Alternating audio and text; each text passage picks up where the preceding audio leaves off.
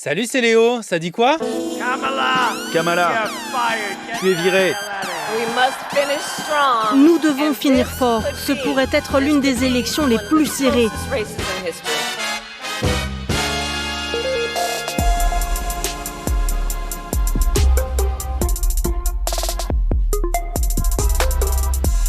Alors, Kamala Harris ou Donald Trump, qui sera le prochain président des États-Unis? Le suspense est total alors que les Américains votent ce mardi 5 novembre. On saura demain si les résultats ne sont pas trop serrés. J'ai d'ailleurs encore reçu un vocal sur la question. Je voulais savoir qui est en tête entre Kamala et Trump. Mais on n'entend plus rien, bordel! Mais montez le son à fond! Mais j'y suis à fond! Merci. Bon, on a quand même compris. Et donc Aurélien, les sondages sont toujours très serrés. Si on fait la moyenne à l'heure où je te parle, Kamala Harris n'a même plus qu'1,3 point d'avance. Et dans un système où le président est élu en fonction du nombre de grands électeurs qu'il remporte dans chaque État, c'est largement insuffisant pour donner une tendance claire. Tout le monde regardera ce soir les 7 swing states, les États bascules où l'issue du vote est encore plus incertaine qu'ailleurs.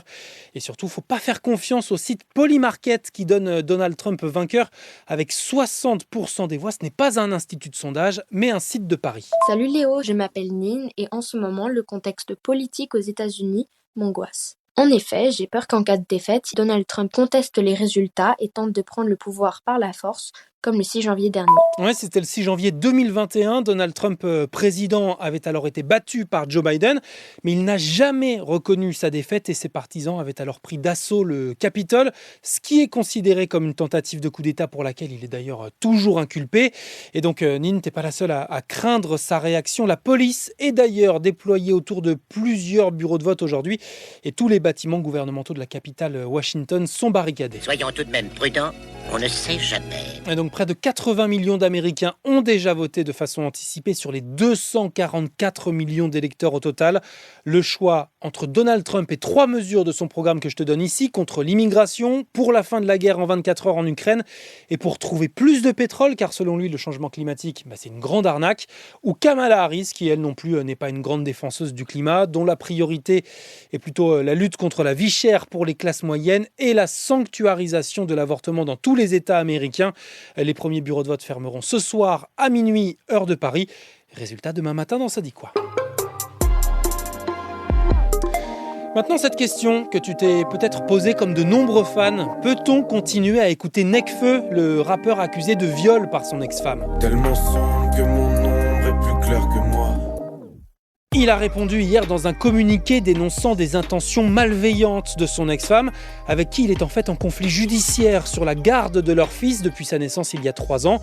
Leur procédure de divorce n'est toujours pas terminée et au moment où elle l'accusait publiquement de viol dimanche soir, elle était placée en garde à vue pour 24 heures jusqu'à hier lundi pour n'avoir pas ramené son enfant à son père. Le parquet de Paris confirme par ailleurs que 3 plaintes pour viol, violence ou harcèlement ont déjà été classées sans suite.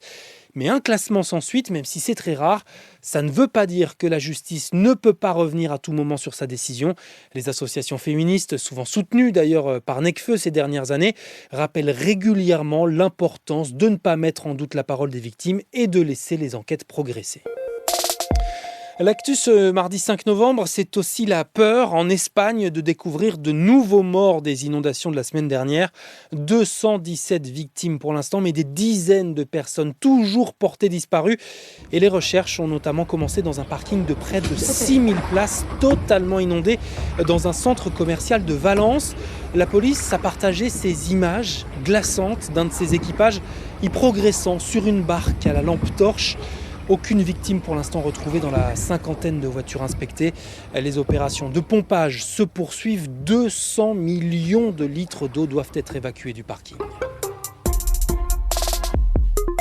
Et puis comme c'est la semaine des prix littéraires, avec encore ce mardi le prix Femina qui sera décerné par son jury exclusivement féminin, je te présente ce matin les prix Goncourt et Renaudot décernés hier. Kamel Daoud remporte le plus prestigieux des deux, le Goncourt, avec son roman Ouris, une fiction qui sera interdite en Algérie, puisqu'elle évoque les massacres de la décennie noire dans le pays, la guerre civile entre 1992 et 2002.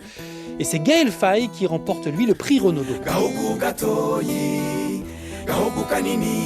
Une feuille et un stylo apaisent mes délires d'insomniaque, loin dans mon exil, petit pays d'Afrique des Grands Lacs. Après son premier roman Petit Pays, qui avait décroché le concours des lycéens, le rappeur franco-rwandais écrit une nouvelle fois sur son deuxième pays.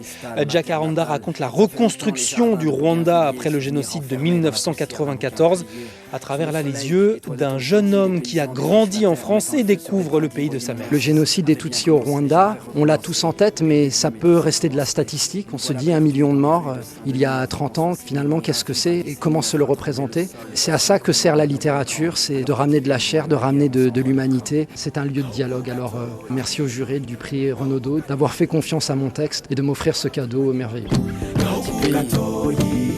Je t'aime, ça j'en suis sûr. C'était Léo de France Info.